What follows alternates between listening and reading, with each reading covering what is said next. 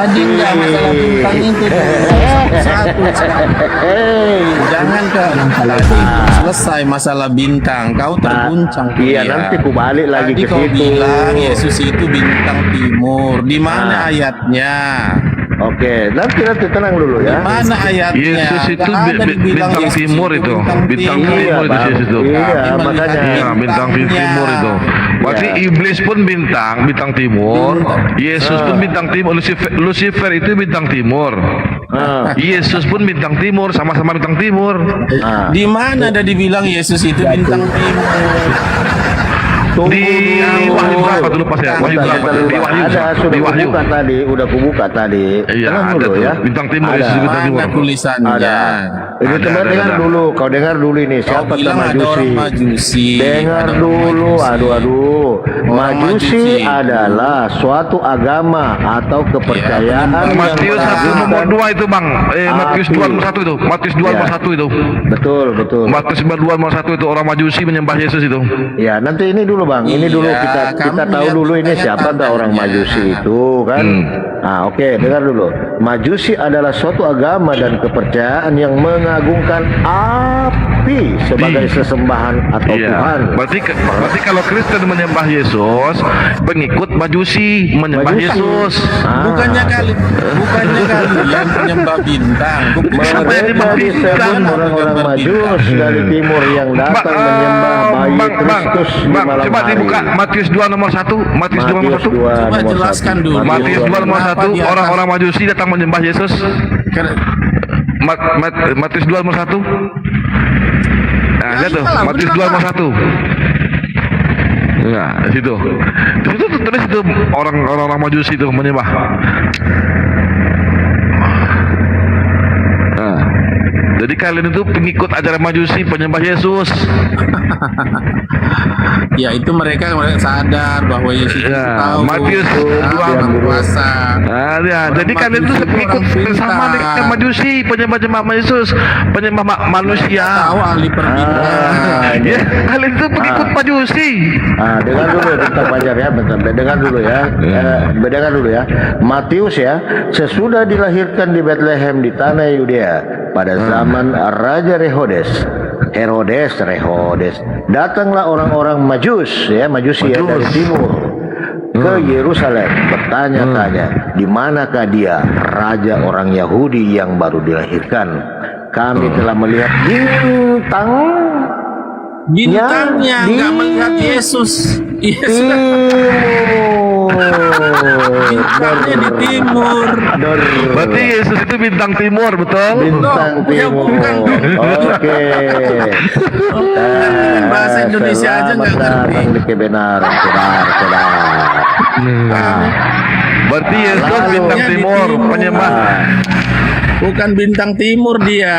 Aduh, ya ampun. Bintang timur adalah salah satu gelar Tuhan Yesus Kristus. Atau Mana dari- metafora iblis sebelum jatuh dari langit. Nah, Iya. bintang Berarti timur Yesus sama dengan artinya Lucifer. Lucifer, Setara ya. dengan Lucifer. Salah sembah kau ini. Lanjut Lucifer Pak itu Dato. bintang timur loh. Sekarang ketanya dari tadi nggak bisa dijawab. Kenapa di masjid kalian itu ada gambar bintang? Ya, pura-pura nggak dengar Kau kalian. jangan ini jelaskan dulu Udah bintang 10 timur kali ini. tanya, Jangan kemana-mana dulu kau. budek kalian. Nah, ini kebenaran diam aja udah kayak patung Berarti di situ. kalian itu orang Majusi. Loh, yang menyembah siapa tadi? Siapa yang menyembah bintang? Kalian itu menyembah bintang timur. Loh, Ada aja kenapa kalian. Yesus itu, kenapa di Yesus di itu, atas yang masjid kalian ikut kalian? itu adalah ajaran Majusi. Majusi menyembah Yesus, kalian menyembah Yesus. Apa bedanya kalian dengan orang Majusi? Lo kenapa? Iya, apa bedanya kalian dengan orang Majusi? Ini pura-pura tuli Ayo, atau bedanya memang benar-benar. tuli? Dibaca ulang. Iya, di mana? Dibaca ulang, Kenapa biar di didengar. masjid kalian Iya, orang ada Majusi gambar- datang gambar terus dia lambang menyembah orang Yesus. Majusi. Orang Kristen menyembah Yesus, betul? Yoi. Kenapa di atas masjid kalian ada Udah lambang? jangan nanya masjid dulu. Ini masalah bintang timur belum selesai. Jelaskan. Bintang timur Iya, maksudnya. kenapa? Orang Kenapa Majusi di atas- penyembah, penyembah Kenapa di atas masjid kau ada gambar bintang? Apa Iya, itu terus artinya? kami mestinya kami sembah. Hah? Mestinya kami Artinya sembah. apa? Nggak ada arti-artinya. Di rumah Di dalam Allah Al-Quran tahu. tidak ada. Di dalam Al-Quran tidak ada Itu. satupun kalau Tuhan itu berbentuk Itu, bintang, ya, kenapa berbentuk nggak gambar- bulan, nggak kenapa ada, nggak gambar- nggak ada. kenapa nggak gambar Cuma onta aja kalianlah kau yang bikin? Yesus katakan. Yesus berkata, Kenapa akulah nggak bintang gambar timur onta katanya. aja kau buat. Akulah bintang Kalau nggak ada artinya. Jangan. Yesus itu setara dengan Lucifer, iblis. Iya, kenapa ada gambar Yesus itu bintang setara dengan di iblis. rumah Allah kau? Yesus itu menurut Bibelmu setara dengan iblis. Setara dengan iblis. Apa itu 1 rumah Korintus Allah 5 nomor tahu? 5, Ada gambar bintang. orang itu harus kita serahkan dalam nama Tuhan Yesus kepada iblis. Nah, loh. Iya, 1 Gimana Korintus 5 nomor itu 5. Coba rumah Allah dibuka kalian? Bang. Ada gambar Bang Polopo. bintang. 1 Korintus 5 nomor 5, Itu orang itu adalah harus gambar kita orang serahkan Majusi. dalam nama Tuhan Berarti Yesus kepada iblis. Kau itu rumah Allah kalian itu rumah orang Majusi, orang Majusi, Persia. emang orang Majusi memakai bintang, nggak ada bulan bintang, nggak ada orang Majusi pakai bulan bintang. Makanya itu, Mana ada orang Majusi ngadi-ngadi itu kau. bintang, sangat mendewakan bintang. Lambang salib, kalau lambang salib itu Makanya, lambang setan. kenapa? Kalau lambang salib, Ya. lambang salib itu Kenapa lambang setan. ada di Kenapa rumah Allah kalian? kenapa di gerejamu ada lambang salib? Ada bintang. Bukankah salib itu lambang setan? Ya, ya itu karena Bukankah salib itu lambang setan? Loh, iya lambang penderitaan. Nah kalian bintang Ini itu lambang setan apa? itu. Salib terbalik itu lambang setan. Salib terbalik itu lambang setan. Lambang orang Majusi. Berarti benar kalian itu orang pagan. Salib terbalik, Bang Palopo coba, Bang Mono coba Kenapa dibuka itu? salib terbalik. Salib terbalik itu apa? Lambang setan apa enggak? Setan, iblis. Setan, lambang setan tuh. Coba salib terbalik. Iblis itu. Itu gambar bintang. Lambang salib terbalik itu lambang setan itu, lambang iblis itu. Bahkan di Eropa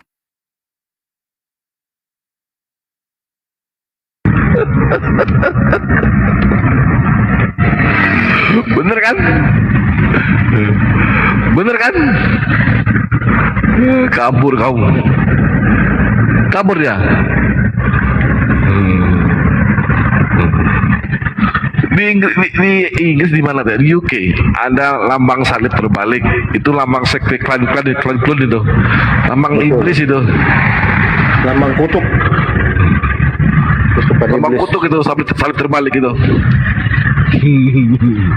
Wah, Apa tuh, hancur waduh, kau. kereta apa ini? Kereta Aduh, Depok. mantap. Kereta Depok. Mantap. Depok itu, Depok Citayam. Saya juga dong, jangan Bang Palopo, saya juga dong. Saya paus. Paus Paulus. Paulus. Ini salib terbalik itu menurut orangnya ini adalah lambangnya iblis. Boleh lihat itu. Tapi sudah jelas Bang di situ dikatakan ada rujukannya. Assalamualaikum. Ini kok ribut sekali ya. Assalamualaikum warahmatullahi wabarakatuh. Waalaikumsalam warahmatullahi wabarakatuh. Halo Bang Zuma. Assalamualaikum Bang Zuma. Ada yang kayak di pabrik terigu gitu loh. Siapa sih? Bang Datu ini saking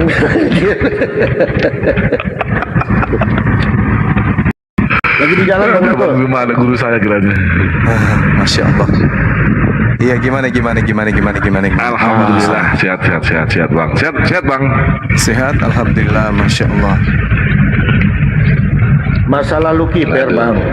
Abang kan selalu bilang nenek lu kiper. Saya bedah-bedah ternyata ada lu kiper itu Bang. Di Di Yesaya 14:12 itu Bang. Apakah merujuk dari situ atau bagaimana? Ngeri-ngeri sedap ini barang ini. Iya saya berapa tadi? Ya 14:12 Bang. Yesaya 14:12. Cari kitab dulu. Soalnya gini Bang, takutnya teman-teman Kristen kita ini salah sembah. Ini. Kan saya sudah bilang yang mereka sembah itu Yudas. Jadi Bukan Bang Zuma ya ini ya? ada Yudas, kemudian yang ada di dalam diri Yudas itu kan Yohanes 6 nomor 70, iblis.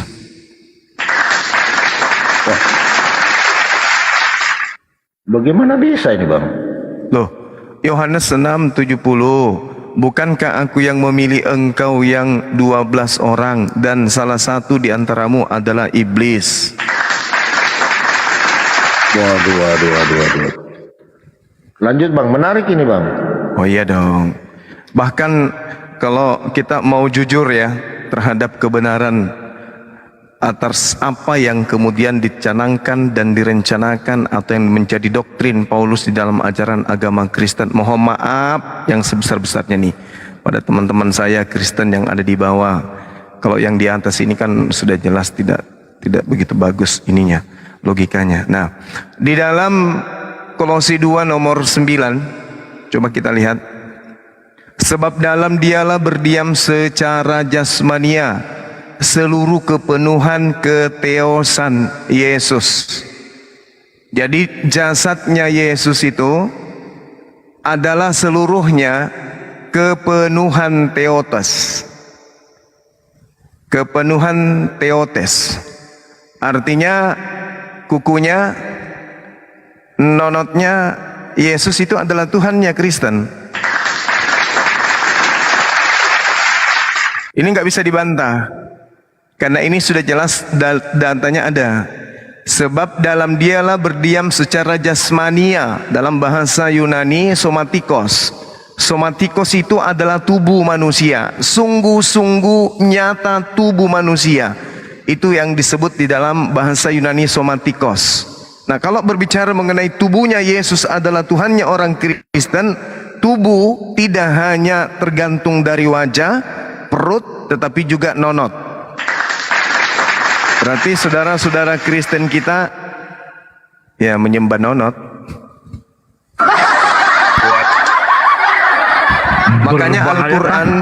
Makanya Al-Quran mengatakan iyyad'una min dunihi illa inathan wa iyyad'una illa syaitanan marida.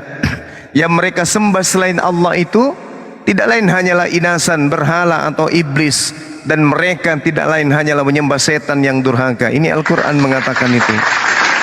Al-Quran yang mengatakan, dan memang dalil di dalam kitab saudara menjelaskan, sebab dalam diri Yesus berdiam secara fisik, secara tubuh manusia, kepenuhan ketuhanan atau keteotes. Jadi jasadnya Yesus, semua tubuhnya Yesus adalah Tuhan bagi Kristen. Nah, biji sakarnya adalah Tuhannya Kristen, anusnya Yesus adalah Tuhannya Kristen. Nah, inilah Al-Quran katakan, ulaika hum syarrul bariyah. Seburuk-buruknya makhluk itu adalah orang kafir. Kenapa seburuk-buruknya makhluk itu adalah orang kafir? Karena kita belum pernah melihat kambing menyembah ayam, atau kita melihat sapi menyembah pantat singa, atau monyet menyembah pantat kuda. Tak pernah. Tapi kalau kita lihat saudara-saudara Kristen kita ya sesuai dengan dalil ya, bukan menghujat ya, tapi dalil hanya untuk menerapi kemudian teman-teman kita Kristen ini agar sadar bahwa yang mereka sembah selama ini sebenarnya itu adalah tubuhnya Yesus yang terdiri dari biji sakarnya 2, nonotnya dan juga anusnya. Itu data.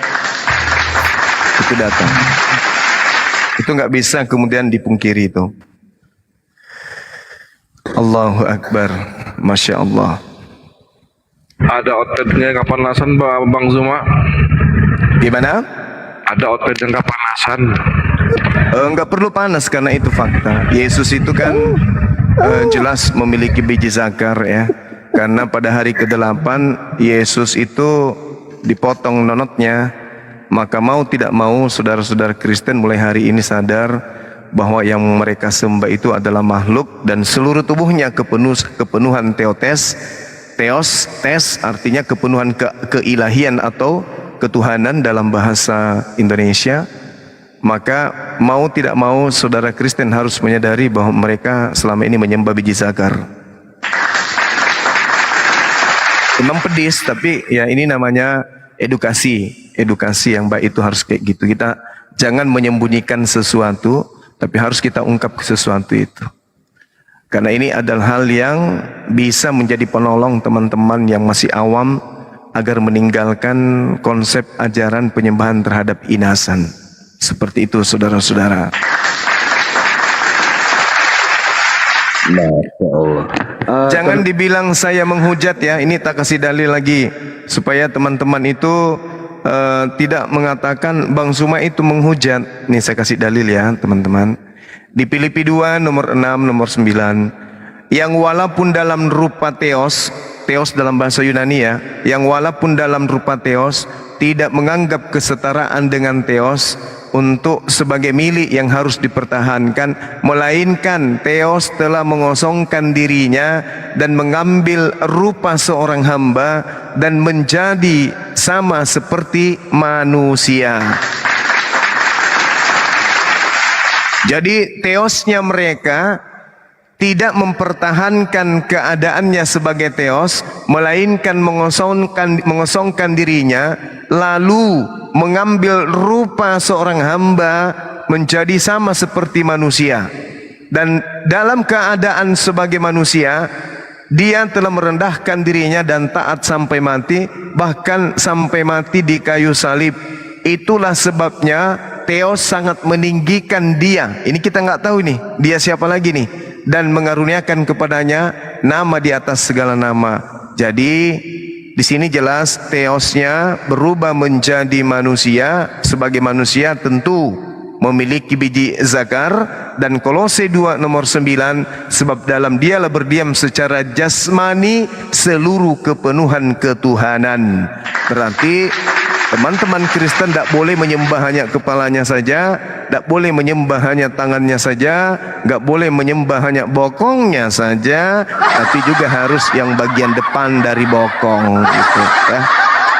Dalil, ada dalil. Jangan emosi, jangan marah, jangan merasa dihinakan, jangan merasa direndahkan, jangan merasa dinistakan. Siapa suruh nyembah anak orang, kan gitu ya. Salah sendiri. Oke, lanjut teman-teman. Ini saya ngaco atau apa ini saya di sini? Turun aja deh kalau gitu. Ya, saya pamit ya. Cuma sini aja lah. Enggak, aku pamit dah. Jangan. Assalamualaikum warahmatullahi wabarakatuh. Untuk Bang Zuma, sini aja lah Bang Zuma. Tunggu hotel yang kepanasan. Saya izin salam dulu ya, baru mau turun lagi. Loh, mau kemana Ukti? Sini aja lah. Saya mau sapa Bang Zuma aja. Oh gitu. Saya Assalamualaikum warahmatullahi wabarakatuh. Waalaikumsalam warahmatullahi Ya, dengan wabarakatuh. abang-abang yang lain sehat selalu ya, gurundaku. Amin. Masya Allah. Saya sudah follow ya Bang Zuma. Bang Zuma cuman akun 01 dengan 02 saja yang sudah apa, yang ini belum. Iya, akunku ini Ukti habis dibabat sama mereka, kurang ajar. Disalib terus akun saya tiap hari. Aduh, akun utama aku itu sampai tanggal 7 baru bisa bangkit lagi dari kematian.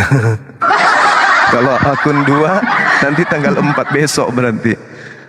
Ya Allah ya Karim. Teman-teman di polo-polo dong akun yang ini. Tanpa diminta pun pasti banyak yang follow Bang Zuma. Sebentar dulu Bang Palopo, saya mau turun Bang Palopo. Oh, Bang ngapain? Palopo ini. Bukan gini Mbak Nora ini kayak lagu, Iya. datang untuk pergi. Ngapain? Datang. Gak apa-apa, saya juga kurang sehat juga ini Bang Palopo. Makanya saya lihat, iya ada Bang Zuma, saya lihat dulu bentar, tegur dulu, tanya kabar. Alhamdulillah Masya Bang Allah. Zuma sehat. Baik, Udah saya sehat. turun lagi gitu, saya mau patroli lagi. Saya bagian patroli sekarang Bang Patroli. Palopo. Oh iya. Ada yang Sehat insya Allah selalu. rencana mau syahadat itu alasannya karena beberapa saat berdiskusi dengan Ukti Nora. Allahu Akbar, Masya Allah. Mudah-mudahan Yang mana dalam- itu? Ya, Oh, si Sabar Moon. Si Sabar Moon. Iya, termasuk beliau. Iya, Masya Allah. Saya juga Semoga. nggak nyangka Bang Zuma. Saya kemarin sempat Bang Datu lagi noise ya. Saya sempat sampai 1 minggu tuh tidak berdiskusi Bang Zuma karena saya pikir saya punya cara nih terlalu keras atau gimana ya.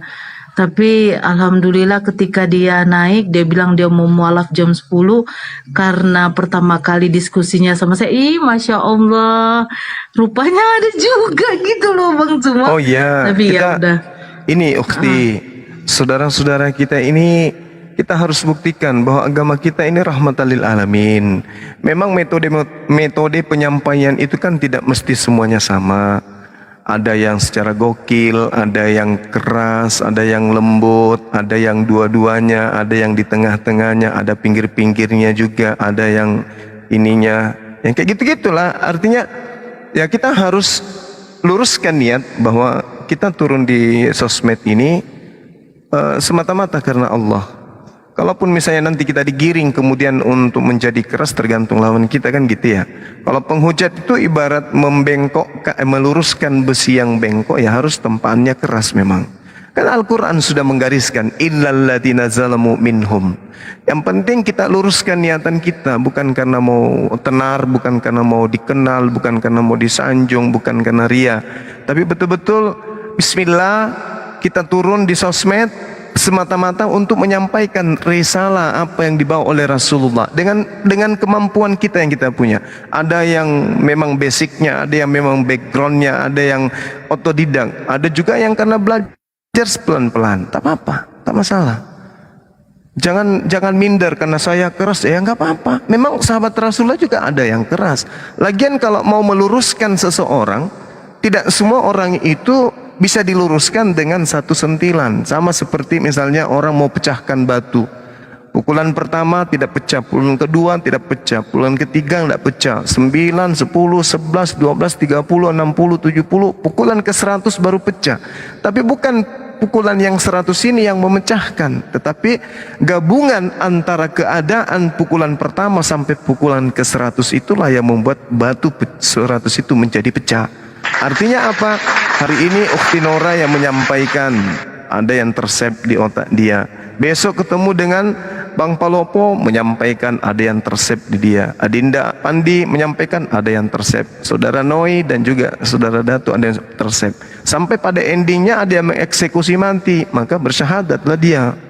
Gitu. Jadi kita harus semangat menyampaikan dakwah rahmatan lil alamin. Niatkan dan ingat, kita turun di dunia apologet itu karena kita cinta dan sayang kepada saudara-saudara kita non-muslim. Bukan karena kita benci, tapi sayang. Kita menginginkan mereka meninggalkan ya ajaran yang mereka anut sekarang berdasarkan apa yang ada dalam Bible mereka. Maksudnya kita ajak mereka kembali untuk memahami Bible. Jangan meninggalkan Bible, pahami Bible-nya sendiri. Karena sebenarnya musuh mereka yang paling berat itu adalah Bible mereka sendiri. Itu. Jadi kita harus berangkat dari niat karena kasih dan sayang. Karena agama kita ini agama rahmat, maka kita harus kemudian mengajak mereka berdiskusi dengan baik-baik. Jadi jangan minder, tetap berjuang. Nah, yang penting ketika kita mengambil sebuah konsep di dalam menyampaikan, itu ada data, ada yang mendasari sebagai dasar pijakan kita untuk berbicara. Sama seperti saya mengatakan bahwasanya mereka menyembah manusia, yang mana manusia itu di situ juga ada biji zakarnya, yang di dalam sempaknya itu juga adalah tubuh manusia. Tak bisa dipungkiri, tak bisa, karena dalil yang menyatakan itu. Kecuali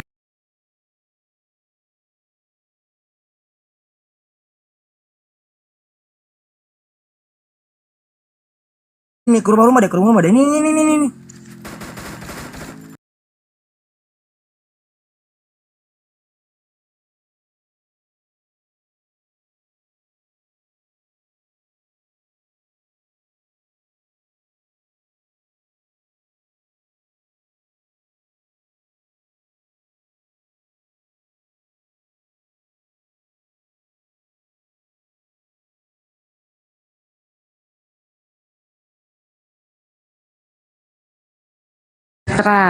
Nasrani. Oh, Nasrani. Oh, apa lambangnya kalau Nasrani? Monggo Pak De. Apa lambangnya kalau Nasrani, Bang? Ya lambang tangan Oten ini dapat koin, kita nggak cemburu. Tapi giliran saudara Siman kita ngasih kita koin, Oten cemburu kan, Bahlul kan? Iya.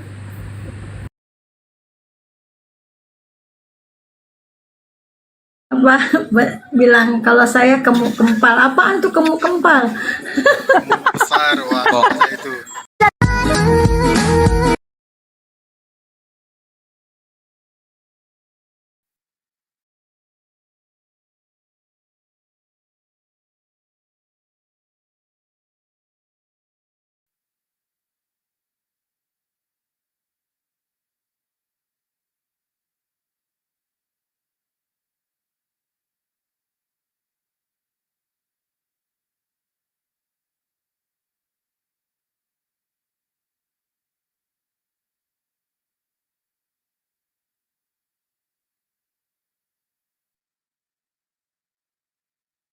Ya teman-teman bantu tap-tap layar ya.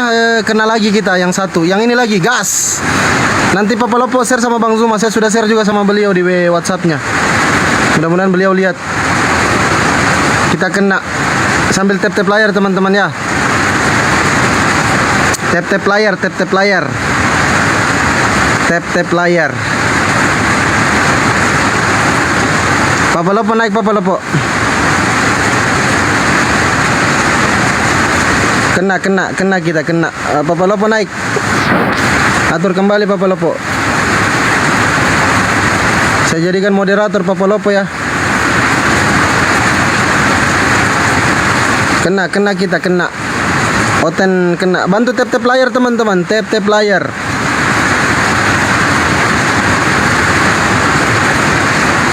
Di tap-tap layarnya, di tap-tap.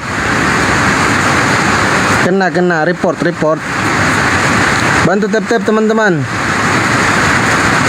Aduh, Oten.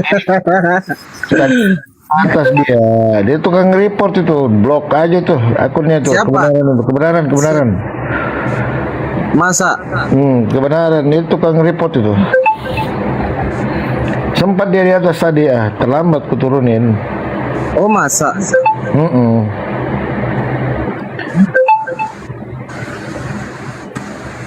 Kena report. Iya, inilah teman-teman Kristen ini. Ketika kebenaran yang disampaikan malah kita dibenci, tapi kalau bohong malah disuka. Kebalik otak kalian ini. Assalamualaikum, Dengko. Waalaikumsalam warahmatullahi wabarakatuh. Ampun deh. Ampun dah. Gimana ini? Jadi tap-tap 100k aman Bang Zuma, 100k aman Bang Zuma. Kalau 100k tap-tapnya. Basut lah banyaknya 100k. Iya. Santom minau. Ampagi. Iya. Kemarin mau naik dan ke atas, cuma pas kemarin ada kerjaan janjian sama Iya. Iya, tapi pas ada kerjaan, ada kakak suruh cek unit. Jadi mana ke atas.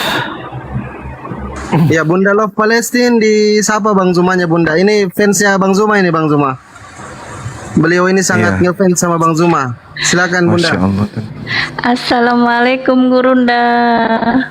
Bang Suma, waalaikumsalam warahmatullahi wabarakatuh. Iya, gimana?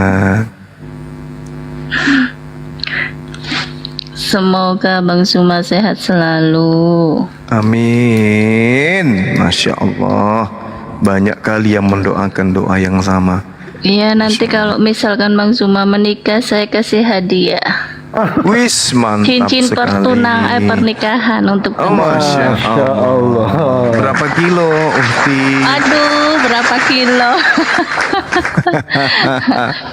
Allah. Saya juga mau menikah kalau begitu Janganlah Bapak Poloko, Bang Poloko. Mau menikah? Nanti kan Mas 24 bagus tuh Bang Suma. Iya. Nanti. Insya Allah. Nanti undang-undang, kebetulan keluarga saya juga ada di Makassar, di Armed. Oh, Armed. Ya. Masya Allah. Nanti ini aja Bang, kalau misalkan Bang Suma menikah, kabari ya. Iya, siap. Nanti kita umumkan. Nanti kita umumkan. Di CCTV. Iya siap. Di CCTV ya. Iya. Jangan itu Bang Zuma, jangan cepet-cepet biar bisa diukir bagus-bagus dulu. Iya, iya betul. Ini masih sementara aku pelihara calonnya. Baru bulan ke-6 kayaknya hari kelahirannya ini. Hah? Dipelihara. Iya. Mau disekolahin dulu SD, SMP, SMA. Nanti setelah S3-nya selesai baru dinikahin.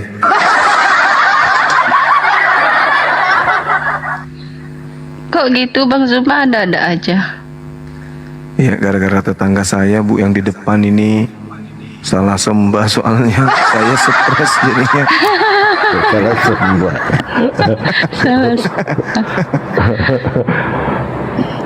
Kan bisa melalui perantara Hosea Bang Zuma. Oh iya benar.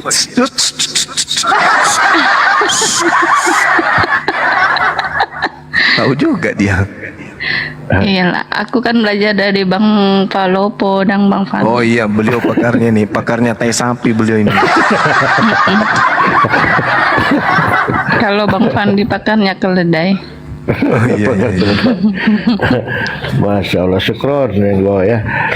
Oke, ada teman-teman Kristen yang mau naik ya. Bawa data, bawa congor, apa-apalah daripada nggak ada ini. Bocor. Silakan naik mumpung ada Bang Zuma ya, kita sharing-sharing ringan. Jangan-jangan selama ini kita salah sembah ya. Betul. Merujuk tadi Bang ya, tentang Lucifer itu, Masya Allah. Iya, Lucifer. Iya. Soalnya kalau bilang yang ini biasa cepet kayak ini Bang, langsung dikrek sama TikTok. Ngeri-ngeri sedap juga. Iya juga sih. Iya. Bisa dilanjutkan tadi Bang, tadi yang tentang bintang timur itu kepotong tadi Bang. Iya. Engkau sudah jatuh dari langit, hai bintang timur, putra pajar. Engkau sudah dipecahkan dan jatuh ke bumi, hai yang mengalahkan bangsa-bangsa. Ini kalau saudara-saudara kita ini kan katanya ini adalah apa menurut mereka ini? Putra pajar. Ben matahari, sekar. Sekar itu artinya fajar, ya. Fajar itu identik dengan matahari. Jadi putra matahari. Gitu. Kalau orang berbicara mengenai sakar, bukan yang tadi ya, beda ya. Jangan dianggap lagi yang tadi, beda. Sakar dalam bahasa Ibrani artinya pajar atau terang. Nah, kalau kita berbicara mengenai terang, berarti ada hubungannya dengan matahari kan gitu ya. Benar nggak? Betul Bang, betul. Iya. Nah, itu dia makanya. Tapi ada juga yang mengatakan Lucifer. Betul nggak sih? Iya, kalau saya buka di Sabda, Bang, tadi kan saya buka-buka ya, saya ketik bintang timur, kitab Sablah, muncul dia di situ, barang itu. Apa yang muncul? Muncullah dia barang itu, ternyata secara etimologi yaitu apa? Yesus itu disebut gelarnya bintang timur. Bintang timur sendiri itu apa? Bintang timur saya baca lagi di bawah, yaitu tadi Lucifer. Lucifer itu. Iya Bang. Iya, makanya saya baru tahu itu ternyata Yesus itu gelarnya Lucifer gitu loh. Lucifer, nenek Lucifer. Assalamualaikum, selamat malam Bang Juma. Waalaikumsalam. Itu dapat salam dari Roni, Mualaf Makassar, binaan Ustadz tuh. Roni Rompas. Waduh, angkat tangan saya kalau beliau. Kenapa Bang? Kenal di mana beliau? Iya kan, beliau kan Ustadz yang mualaf kan. Iya, terus abis itu abang ini kenal beliau di mana? Kenal di medsos. Oh, medsos. Iya. Masih komunikasi dengan beliau? Katanya minta tolong diperhatiin tuh Roni Mas. Orang tua, ada istri, ada bini, mau diperhatiin kayak anak kancang. Sampai gaungnya sampai ke penghujung bumi pun itu saudara kita itu, Masya Allah. Ya udahlah, tidak usah kita bahas di sini. si Roji dikasih modal kok, si Roni enggak katanya tuh. Ya udah sekalian aja masuk ke akte kelahiran anak saya. Ya wae. Assalamualaikum warahmatullahi wabarakatuh. Waalaikumsalam warahmatullahi wabarakatuh. Ya, di tap layarnya di tap biar kita bahas tentang Lucifer. Lucifer. Lucifer. Lucifer kan sebenarnya malaikat yang memberontak sama Allah katanya. Cuma kok malaikat di Bible bisa memberontak, aneh. Sebenarnya kalau kita berbicara mengenai tradisi Yahudi, mereka tidak pernah tahu apa itu Lucifer. Lucifer ini muncul kemudian dalam penafsiran Kristen Barat. Tapi kalau di teman-teman kita Yahudi itu nggak ada. Lucifer itu nggak ada. Nama Lucifer, kalau mereka kemudian ini gereja Kristen Indonesia, Lucifer itu mengidentifikasikan dengan nama iblis. Betul. Seperti itu. Ya, karena memang bukan sebagian sih, hampir seluruhnya gereja yang ada di Indonesia ini itu berasal dari Kristen Madain Barat. Maka tidak heran kemudian kalau di Indonesia orang-orang di luar kita ini mengkonotasikan kemudian atau mengidentifikasikan bahwa agama Kristen ini adalah agama Barat atau agama bule. Saya pun sering mengatakan itu. Kenapa Ini demikian? host, saya turun aja ya host ya. Tolong tuh Ustadz Juma, tolong Bang Roni tuh diperhatiin tuh katanya. Assalamualaikum. Waalaikumsalam. Udah tanya ke beliau udah berapa hari nggak mandi biar ku mandikan. Mualaf kok manja kali. Abang dah. Ada mualaf yang Wabarakatuh, Guru Anda. Waalaikumsalam. Waalaikumsalam warahmatullahi wabarakatuh. Ya. Ada mualaf yang ini di mana ada yayasan di situ dia syahadat. Masya Allah. Jadi pengajaran lebih mengarah kepada teologi Kristen ya atau Proda Eropa Amerika. Jadi kalau kita berbicara mengenai Lucifer, Lucifer, ya itu tadi saya 14-12 ini memang lucu sih teman-teman sekalian. Aduh parah. Ampun saya. Enggak, kok bisa di-compare ke situ ya, Bang ya? Jadi saya bingung juga. Bang Dazuma boleh nambahin dikit etimologinya enggak? Iya silakan. Jadi Lucifer muncul pertama kali itu dalam Bible terjemahan. Bang Theodor, kalau bisa jangan sebut lurus Bang Theodor, sebut miring, Lucifer. Rawan. Nah ya naon eta amuteun nyebutin Lucifer. Semoga ya. Yaudah, Lucifer itu kalau itu adalah serapan daripada sebuah kitab yang awal-awal di barat ya, betul kata Bang Zuma, yang diadaptasi diserap daripada kitab King James Version ya. Kemudian diserap juga dengan Bible lain yang dari sumber source-nya itu dari Vulgata. Nah, nama itu diterjemahkan dari kata Ibrani yang berarti helal, yang bermaksud adalah helal gitu, yang artinya adalah kecerahan. Nah, semua penciptanya itu diciptakan di dalam surga. Jadi memang betul-betul awal ini muncul Lucifer ini berasal dari helal yang kemudian diadaptasi dalam dunia kekristenan barat yang diserap dari bahasa kitab King James Version dan dari Vulgata. Segitu aja Bang Zuma. Etimologinya. Iya, menarik juga ya. Menarik. Tapi yang namanya nenek Lucifer yang tetap karena kita lihat dari keadaan yang kita lihat ya, bagaimana kemudian iblis merasuki Yudas, kemudian imam kepala melakukan kebohongan, kesaksian palsu, lalu otoriter terhadap apa yang terjadi terhadap orang yang digiring ke penyaliban. mereka dengki, mereka benci, mereka kemudian ya itu kan sifat-sifat iblis semuanya. Ya kan? Salahkah aku mengatakan itu? Tidak, Bang. Nah, tidak salah. Santai Jadi, aja, iya. tegas dong.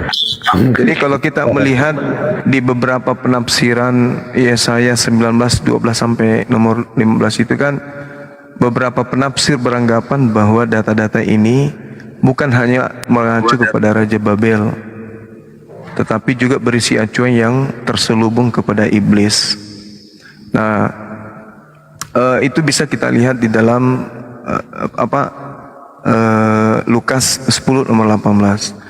Aku melihat iblis jatuh seperti kilat dari langit. Benar nggak nih? Betul, betul. Nah, artinya bahwa penafsir Bible pun mengacu beranggapan bahwa data-data tersebut kemungkinan besar mengacu kepada antikristus akhir zaman yang menurut mereka itu akan memerintah Babel.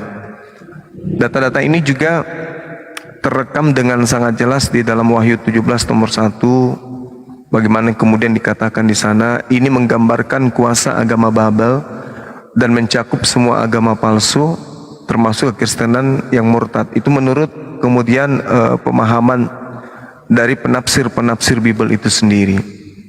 Kalau kita melihat dari Nas Wahyu 1 nomor 7, ada nggak yang bisa membacakan ke kita?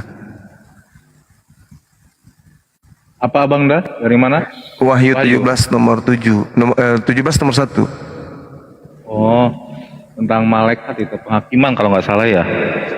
Ketujuh malaikat yang membawa ketujuh cawan dan berkata kepada aku, marilah ke sini. Aku akan menunjukkan keputusan atas pelacur besar. Nah, pelacur besar ini maksudnya apa ini pelacur besar ini? Karena di situ bahasa Yunaninya adalah porne. Ya, porne itu kan sedikit lagi menjadi porno ya kan. Nauzubillah. Jadi kalau bicara porne berarti porno, megas itu artinya besar atau dahsyat, berarti ini berbicara mengenai porno besar. Kadang geli-geli sedikit sih, tapi ya kayak kami ada lubang itu kan. Lalu kemudian kalau kita melihat penafsiran internal mereka juga di Wahyu 17 nomor 2 itu kan jelas dikatakan, dan di raja-raja bumi telah berbuat cabul dan penghuni-penghuni bumi telah mabuk oleh anggur pencabulan. Nah, lagi-lagi muncul kata pencabulan di sini, apalagi yang muncul di situ adalah porneo ya. Porneo itu artinya apa ya?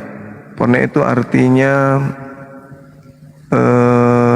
ketunasusilaan atau ya sama aja pelacuran. Ya gitu deh. Ya gitu deh. Ya, makanya cocok Mi tadi itu kalau dibilang nenekmu kiper. Lalu kemudian di nomor 3 juga dikatakan, dalam roh aku dibawa ke padang gurun dan aku melihat seorang perempuan duduk di atas seekor binatang yang merah ungu. Merah ungu, apa ini merah ungu? Kok kayak bibirnya ini ya, bibirnya bom-bom ya. Merah ungu yang penuh tertulis dengan nama-nama hujat. Binatang itu mempunyai 7 kepala dan 10 tanduk. Aduh, ini Pak Bom-bom pecah kaca ini. Jadi di situ dikatakan nama-nama penuh hujat. Hujat di situ dalam bahasa Yunani blasphema. Blasphema bukan sperma ya teman-teman, tapi blasphema. Blasphema ini hujat atau fitnah. Nah, kalau fitnah ini kan identik dengan setan.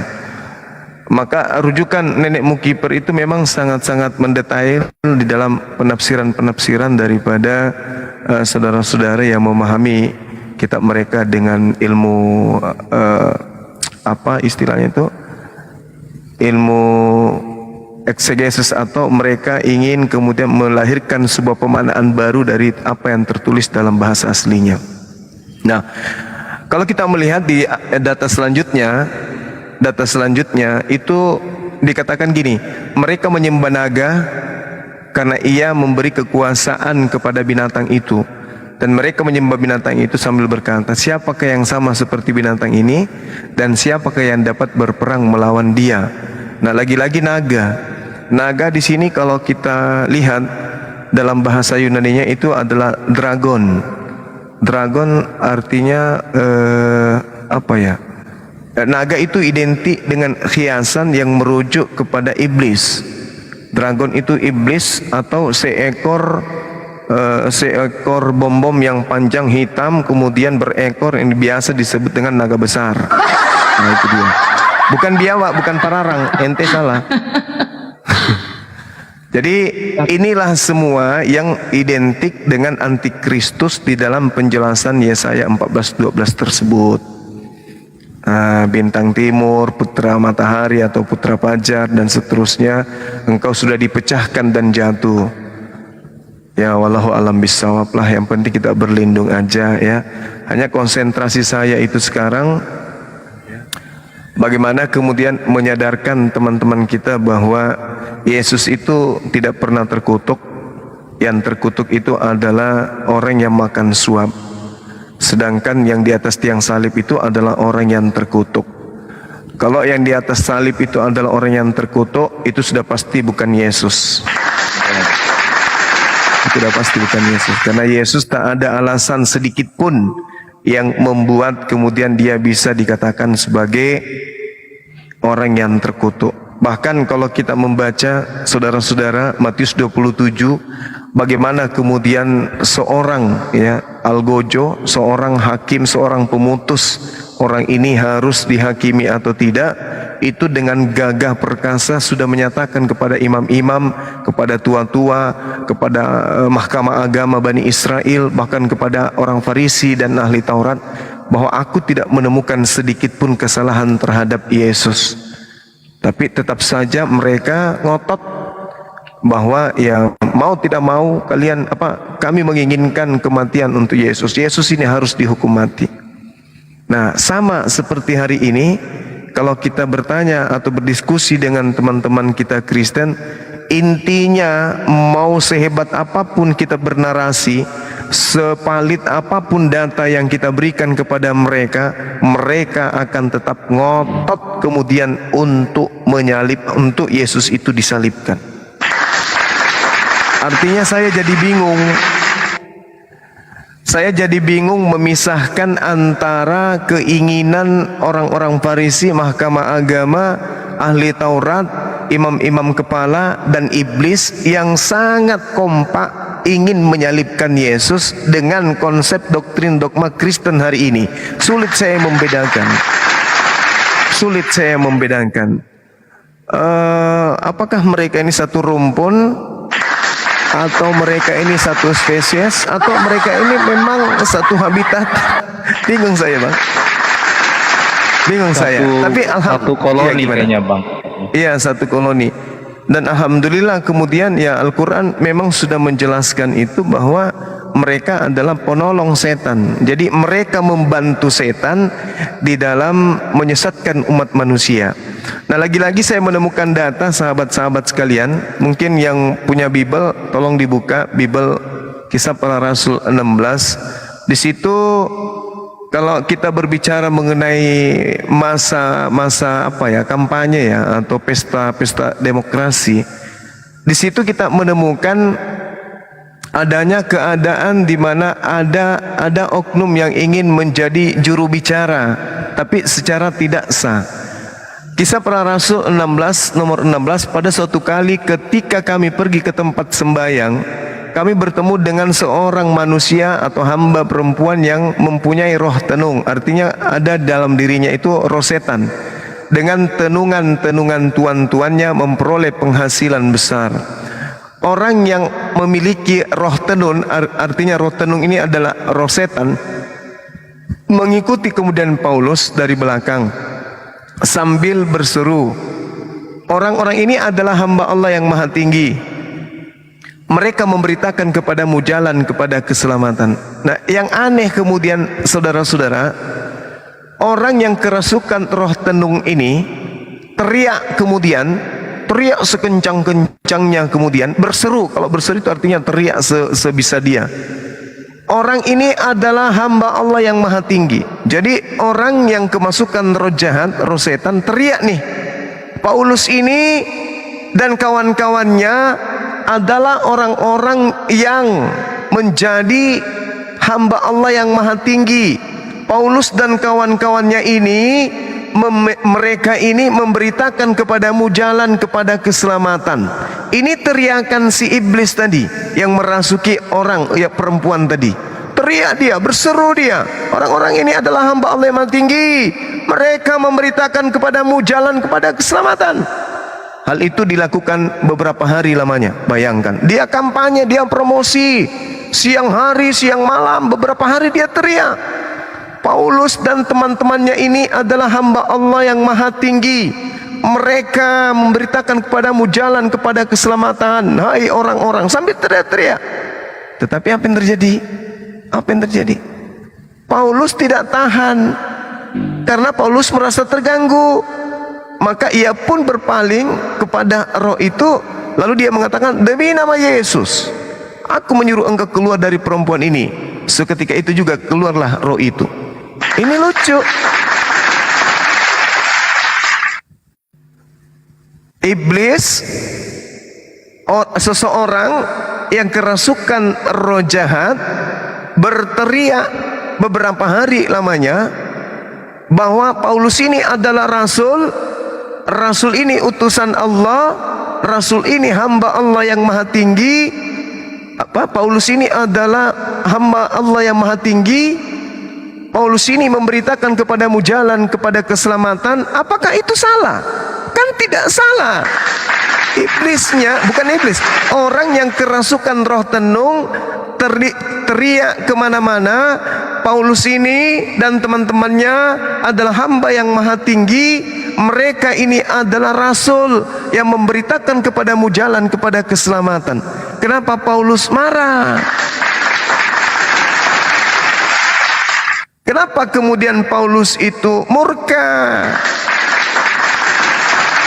Harusnya Paulus berterima kasih, karena roh tenung pun tahu kalau dirinya itu adalah utusan yang Maha Tinggi dan bertujuan memberitakan jalan kepada keselamatan. Ada yang tahu jawabannya? Tidak. Kenapa Paulus tidak mau kemudian dipromosikan bahwa dia adalah memberitakan jalan keselamatan kepada Elohim? Ada yang tahu tidak alasannya kenapa Paulus melarang orang yang kerasukan setan ini mempromosikan dirinya kalau dirinya itu adalah rasul utusan Tuhan yang Maha Tinggi? Ada yang tahu nggak? Ada nggak? Ada nggak? Dinda Theodore tahu nggak? Kira-kira, masya Allah sahabat kita. Ada yang tahu? Ada yang tahu? Kira apa? Enggak ada. Sekarang begini. Menghentikan Paulus. Sekarang begini, Bunda Rahma menjadi caleg, ingin menjadi presiden di Makassar. Kemudian ada orang yang dengan ikhlas teriak mempromosikan, kemudian mengampanyekan, kemudian Ibu Rahma, Bunda Rahma untuk terpilih jadi presiden. Siapapun orangnya, mau dia orang gila, mau dia orang berpendidikan, mau dia orang miskin, mau dia orang kaya, mau dia pejabat, pengangguran, Bunda Rahma marah nggak kira-kira? Kalau dia promosikan, ayo pilih Bunda Rahma, dia adalah utusan untuk kita menjadikan dia pemimpin. Kira-kira Bunda Rahma marah nggak? Ya, saya kan calon caleg. Ya, marah nggak Bunda Rahma? Iya, marah-marah Gurunda. Kok marah? Kenapa bisa marah? Lucu juga ini, teman muridnya bom juga ini. Lain-lain ini. Anda tidak membayar orang mempromosikan Anda untuk menjadi calon presiden di Makassar kok. Anda marah? Senang. Senang lah. Iya, senang. Senang. Mau dia orang berpendidikan, mau dia anak-anak, mau dia orang dewasa, mau dia pejabat, mau dia pengangguran, mau dia orang gila, kalau semua teriak sekota Makassar, jadikan Bunda Rahma gubernur, jadikan Bunda Rahma gubernur. Dan kebetulan memang Bunda Rahma adalah calon gubernur. Kira-kira Bunda Rahma marah nggak kepada mereka? Senang, bahagia lah. Senang. Iya. Tapi kalau Bunda Rahma Pak Bom-Bom datang ke Timika, melayang, kepala aja yang terbang. Kemudian ada juga dari Manado, kaki aja yang terbang. Ada juga yang dari Flores misalnya, isi perutnya aja yang terbang. Kemudian mereka bersuara. Oh mirip. Bunda Rahma ini adalah calon gubernur Sulawesi Selatan. Ayo teman-teman, kita pilih Bunda Rahma. Dia adalah ibu kesenangan kita. Kira-kira Bunda Rahma ngusir nggak setan itu? Ya kus. Kuusir. Kenapa Anda usir? Karena Anda tidak ingin diketahui oleh masyarakat Makassar bahwa Anda didukung oleh setan. Betul? Betul. Betul. Seperti si Bom-Bom. Berarti Paulus penyembah setan. Jangan juga bilang gitu. Jangan sampai ke situ. Ada temannya di atas ini, ada temannya. Jangan bilang kayak gitu. Ada Jadi Paulus kemudian mengusir roh jahat yang ada pada diri manusia tersebut, disebabkan karena dia tidak ingin diketahui kalau ajarannya yang mengatakan dirinya adalah rasul itu didukung oleh syaitan. Masya Allah. Jadi kira-kira kalau misalnya Bunda Rahma nih, begitu kita masuk ke rumahnya dia nih, sorry ya, ukhti, saudariku yang baik hati, kita masuk ke rumahnya nih, dia caleg kan, aku ini rasul, aku adalah calon yang paling baik di antara semua calon-calon gubernur yang ada di Sulawesi Selatan. Aku yang paling tidak ada bercacat dalam menjalankan hukum Taurat, ya kan? Begitu kita datang ke rumahnya, yang sambut kita di pintu cuman mata sebelah. Selamat siang cucuku. Bunda Rahma lagi istirahat. Dia tidak mau diganggu. Wah, kira-kira calonnya lari nggak? Lari. Lalu kemudian ada lagi rombongan dari sebelah utara masuk dari pintu selatan rumah dari Bunda Rahma. Assalamualaikum. Assalamualaikum. Tok tok tok. Ada kan?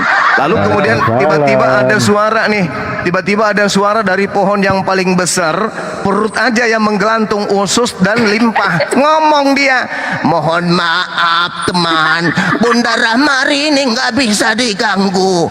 Beliau besok ada pertemuan dengan Bapak Presiden. Pulang dulu yo. kira-kira Bunda Rahma masih ada yang mau pilih nggak menjadi gubernur di Makassar? Nggak ada. Tadi tuh Bom-Bom ya, yang besar perutnya Gurunda. Nggak ada.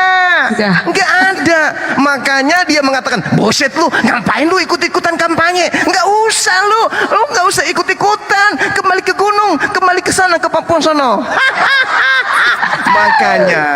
Makanya saya katakan kepada saudara, ya inilah kenapa kemudian dia marah ketika iblis juga ikut mempromosikan kerasulannya.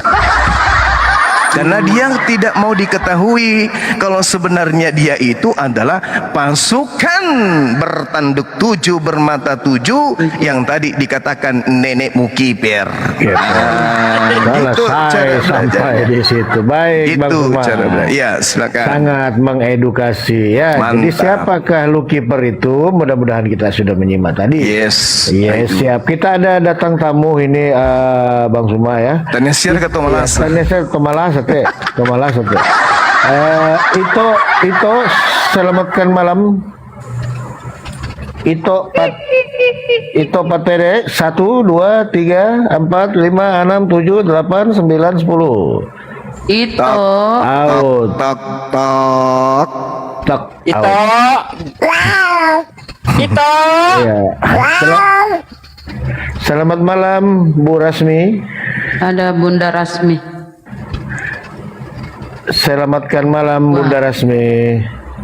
Kok Gurunda serba bisa ya suara-suara itu Mas. Ya malam. Iya, silakan. Kayaknya 3 botol ini Bu Rasmi. 3 botol kayaknya. Silakan Bunda Rasmi. Ini masalah Lukiper ini.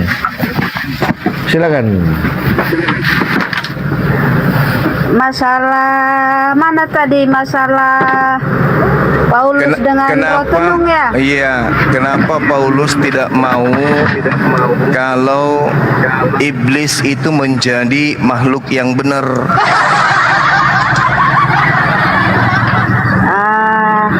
Iya. Ini ya kita berbicara di agama ya. Iya. Agama mengajarkan rendah hati. Jadi yang abang bicarakan tadi caleg itu kan politik. Politik sama agama berbeda hukumnya, ya kan bang?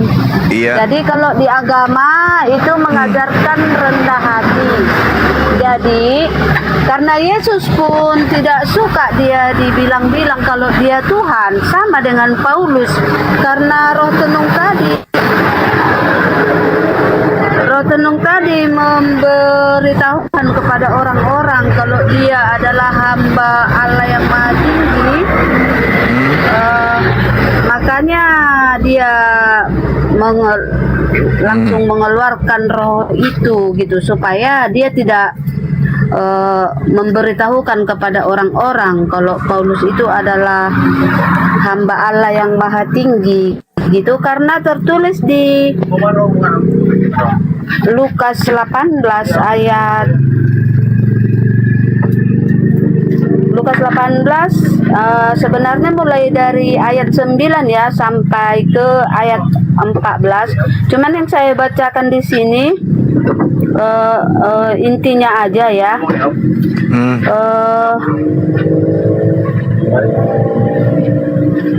Sebab barang siapa meninggikan diri, ia direndahkan, dan barang siapa merendahkan diri, ia ditinggikan gitu.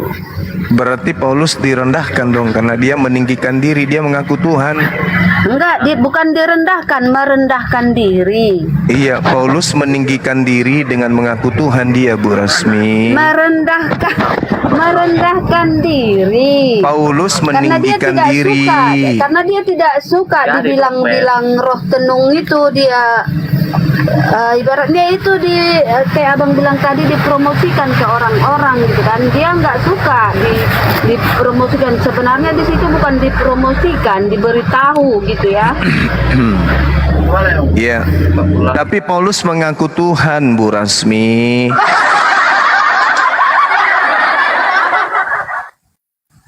Paulusnya yang ngaku Tuhan, bukan merendahkan diri. Kalau dengan alasan Paulus merendahkan dirinya, bedeng. Kan ini orang kerasukan roh jahat. Mengajarkan bahwasanya Paulus ini adalah hamba Allah yang Maha Tinggi, yang mengajarkan kemudian manusia, yang memberitakan kepada manusia jalan kepada keselamatan. Apa yang salah? Apa yang salah di situ? Yang salah yang mana? Bukan salah, cuman kalau dibilang-bilang kan itu sama aja dengan sombong gitu kan. Nggak usah pala dibilang-bilang gitu. Loh, dia di mana-mana nulis surat, akulah Rasul Yesus Kristus, akulah Paulus dari saudaramu Paulus, Rasul Yesus Kristus. Kalau dia pamer kemana-mana kok dia adalah Rasul, giliran ada orang kerasukan setan yang mengajarkan Paulus ini adalah orang yang diutus untuk memberitakan kepadamu jalan kepada keselamatan. Kenapa Paulus kepanasan dan kebakaran jenggot?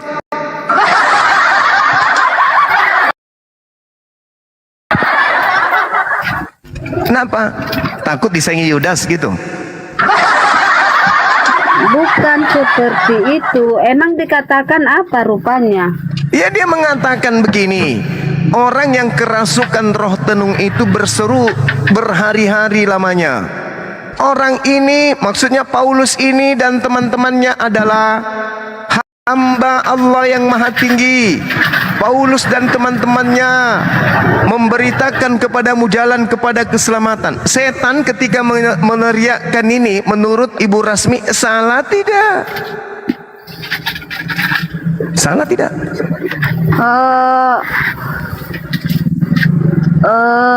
Cuman dibilang ya. Salah nggak? Karena kan pada masa jangan-jangan itu kan setannya sudah kembali menjadi malaikat, gini loh bang, pada masa itu kan orang Kristen banyak dianiaya gitu ya kan. Jadi yang menganiaya orang Kristen hubungannya. siapa? Ada-ada aja. Loh, Paulus ini pada awalnya kan penganiaya orang Kristen waktu Oh namanya salah Saulus. ibu, salah. Kristen itu Kenapa ada. Orang-orang Kristen itulah pengikut Paulus. Kok dibalik-balik? Pengikut Yesus. Pengikut Saulus Yesus adalah itu, penganiaya pengikut Ibu, Yesus. pengikut Yesus itu adalah orang yang kemudian mengikuti pola kehidupan Yesus, mereka Bani Israel. Sedangkan Kristen ini adalah orang yang dibaptis. Nah, Yesus pernah membaptis orang enggak? Enggak pernah. Berarti Yesus tidak pernah mengkristenkan orang, kan gitu. Nah, sekarang salah tidak iblis ketika iblisnya berkata Paulus ini adalah hamba Allah yang maha tinggi. Paulus memberitakan kepadamu jalan kepada keselamatan. Iblisnya salah kagak? Iblisnya salah enggak? Siapa tahu iblisnya sudah Bukan bertobat. salah, tidak salah, cuman Tapi- nggak harus kayak gitu loh, nggak Loh. harus kayak gitu. Kenapa bisa? Sementara Paulus di dalam 1 Korintus 4 nomor 15, sebab sekalipun kamu mempunyai beribu pendidik dalam Kristus, kamu tidak mempunyai banyak bapak, karena akulah yang dalam Kristus yang telah menjadi bapakmu. Dia mengaku dirinya menjadi Tuhan di dalam Yesus. Gitu loh. Mungkin saja Paulus tidak mau dikatakan sebagai utusan, tapi maunya dia dianggap sebagai Tuhan. Mungkin. Iblisnya salah dengan mengatakan dia adalah hamba. Mungkin dia maunya iblis ini mengajarkan dia adalah Tuhan. Dia adalah Bapa. Karena di dalam dalil yang ada di Matius 27 ya. Di dalil yang ada di kitab ibu sendiri menerangkan jangan kau menyebut siapapun di atas muka bumi ini Bapa, karena hanya ada satu Bapakmu, yaitu Dia yang ada di surga. Matius 23 nomor berapa itu akhi? Ada yang ingat? Nomor 9. Dan jangan kamu menyebut siapapun Bapa di bumi ini, karena hanya ada satu Bapakmu, yaitu Dia yang ada di surga. Jadi kalau Yudas ini tidak mau dituhankan tapi dituhankan, kelihatannya Paulus ini justru mau dituhankan tapi tidak ada yang menuhankan. Makanya Yesus mengatakan dalam Yohanes 8 nomor 44, iblislah yang menjadi bapakmu dan kamu mau melakukan keinginan-keinginan bapakmu. Itu jelas itu. Nah, dalilnya di dalam 1 Korintus 4 nomor 15, sekalipun kamu mempunyai beribu pendidik dalam Yesus, kamu tidak mempunyai bapak. Bapak di sini dalam bahasa Yunaninya adalah Vater, bahasa Yunani itu. Nah, sedangkan di dalam 1 Korintus Matius 23 nomor 9, di situ juga dikatakan pater. Jangan kamu menyebut siapapun pater di bumi ini, karena hanya ada satu patermu, yaitu yang ada di surga. Itu perintah. Jadi antara Yesus berteriak nih, wahai murid-muridku, hai, jangan kau menyebut siapapun yang ada di atas muka bumi ini dengan sebutan Bapa, ya. Yes. Begitu Yesus naik ke langit, muncul manusia mengaku, akulah yang menjadi Bapakmu dalam Yesus Kristus.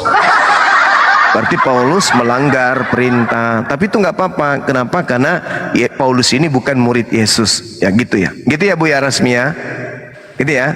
Nah, ini saya curiga kalau di dalam konsep Kristen ini kan, kalau Paulus itu orang benar, berarti iblisnya bertobat. Karena di dalam konsep orang Kristen, iblis itu tadinya adalah malaikat yang taat sangat kepada Elohim. Tetapi karena ingin kemudian menyamai Elohim, mereka memberontak sehingga mereka jatuh. Maka jadilah mereka nenek Lucifer, menjadi setan atau iblis. Nah, ternyata kemungkinan dia, iblis ini sudah bertobat, ingin kembali menjadi malaikat. Kenapa? Karena dia mempromosikan Paulus. Paulus ini adalah hamba Allah yang maha tinggi. Mereka, Paulus dan teman-temannya, memberitakan kepadamu jalan kepada keselamatan. Hal itu dilakukannya beberapa hari lamanya. Tetapi ketika Paulus tidak tahan lagi akan gangguan itu, kok merasa terganggu orang ini? Merasa terganggu dia. Sama Bunda Rahma ketika mencalonkan diri menjadi gubernur, didukung sama jin, didukung sama setan, didukung sama Dedengkot, didukung sama Pak Bom Bom, didukung sama setan Sumiati, Parakam, Popo, Pararang, dan seterusnya. Tapi dukungannya ditolak karena mereka adalah makhluk-makhluk gaib, mereka adalah iblis semuanya. Bunda Rahma malu, Bunda Rahma tidak ingin diketahui kalau ternyata Bunda Rahma itu adalah konco-konconya makhluk halus. Bunda Rahma tidak ingin diketahui oleh orang banyak kalau misi Bunda Rahma menjadi gubernur itu didukung oleh setan. Kenapa setan kemudian mendukung Bunda Rahma? Karena sebenarnya Bunda Rahma itu usianya sudah 3000 tahun, teman-teman. Beliau ini adalah jin Ifrit yang berasal dari Asia Tenggara. Masuk ke Makassar, dia nyusup jadi ibu cantik. Nah, gitu maksudnya. Sehingga kemudian sudah dinubuatkan di Kejadian 49. Bahkan dia mengaku di dalam Galatia 1 nomor 15, aku dipilih dari sejak dalam rahim ibuku. Dipilih sebagai apa? Mazmur 58 nomor 3 nomor 4, penyesat-penyesat, ya, penyesat-penyesat sudah dipilih oleh Tuhan sejak dalam rahim ibunya. Jadi sesama penyesat saling mendukung nih. Bapak-bapak, ibu-ibu, Paulus dan kawan-kawannya ini adalah hamba Allah yang maha tinggi.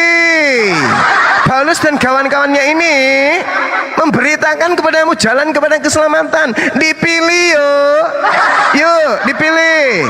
Jadi rasul kalian yuk, dipilih. Paulus merasa terganggu, disikut juga nih setan itu. Pingin lah kau. Kok pakai sendal sebelah aja salah, kata dia. Nah inilah ya, agar disadari kalau Yudas disembah, dia tidak menginginkan disembah. Adapun orang yang pingin kali jadi bapak, akulah yang menjadi bapakmu di dalam Yesus Kristus. Yesus mengatakan, aku dan Bapa adalah siji. Aku dan Bapa, Bapa di aku. Tutup buku. Teng teng teng teng.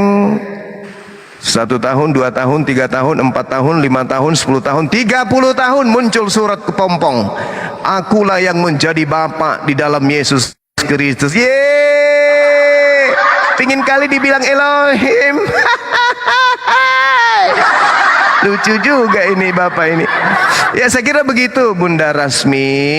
Mudah-mudahan Ibu bisa tercerahkan. Mudah-mudahan malam ini Ibu tidak mabuk seperti tadi malam. 3 botol topi miring Ibu pakai cuci muka. Lanjut. Apa dibilang tadi? Bunda Rahma aku bilang beliau itu tadinya mau mencalonkan diri jadi gubernur, tapi dia tidak Bukan sama itu seperti tadi kau Paulus. Cuci muka 3 botol apa tadi kau Iya, bilang? Bunda Rahma kalau bangun pagi biasanya dia pakai air rendaman jahe cuci muka biar dia mulus seperti sekarang ini gitu loh. Tadi Ibu yang salah kau baca dengar. 1 Korintus berapa? 1 Korintus berapa tadi kau baca? 1 Korintus 4 1 Korintus 4 nomor 15. Susah kali lah teman Paulus ini baca Bible. Padahal itu suratnya Bapak loh. Bapakmu Paulus menulis Sebab surat sekalipun kamu mempunyai beribu-ribu pendidik dalam Kristus, kamu tidak mempunyai banyak bapa. Karena akulah yang dalam Kristus Yesus telah menjadi bapamu. Selesai barang. Oleh Selesai barang itu. yang kuberitakan kepadamu. Sebab itu aku merasatkan kamu, turutilah teladanku. Justru Ya Allah, ya kan.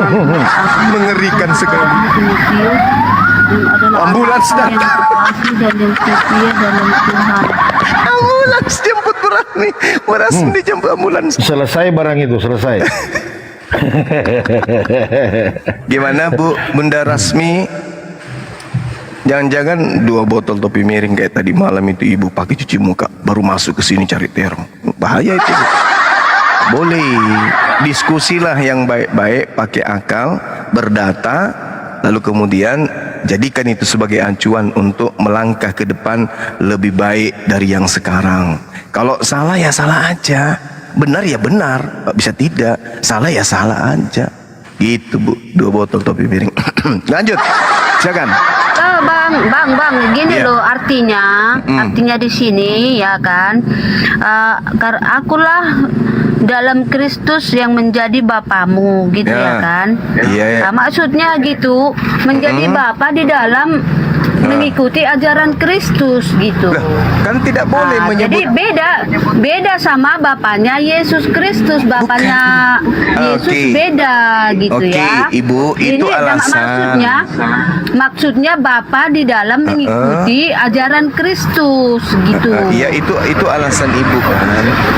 Benar gak? Bukan alasan, memang artinya ayat ini itu gitu. Tapi kan karena datanya- karena apa dikatakan dia bapa di dalam mengikuti ajaran Kristus? Karena memang Yesus yang memilih Paulus untuk mewartakan Injil gitu kan? Nah, Ya, karena mari kita Yesus lihat. yang memilih Tapi Paulus. Yesus begini Bu, Yesus mengatakan di dalam Matius 23:9 melarang, jangan kamu menyebut siapapun pater di bumi ini, karena hanya ada satu patermu, yaitu Dia yang ada di surga. Coba ibu lihat deh, belajar lagi kritik Matius teks. berapa? Matius 23 berapa? nomor 9 ibu. Itu kan dibilang pader di surga, itu kan Iya. bapa di surga. Iya, Beda betul. sama beda gini loh bang, beda bapa, hanya satu bapamu di surga, itu kata Yesus kan, dan Iya. dia kata Paulus bapa di dalam Kristus, bapa di dalam mengikuti ajaran Kristus. Paulus dan bapa di surga, hanya satu bapa di surga, yaitu Allah Bapa Sang Pencipta gitu loh bang. Perintah Yesusnya kan gini Bu, janganlah kamu menyebut siapapun pater di bumi. Jangan. Sementara Paulus mengatakan, akulah yang menjadi patermu di dalam Yesus Kristus. Kan dilarang, jangan ada menyebut pater di atas bumi. Siapapun, jangan kau menyebut siapapun. Janganlah kamu menyebut Ya siapapun. berapa? Matius 23 ya berapa bang?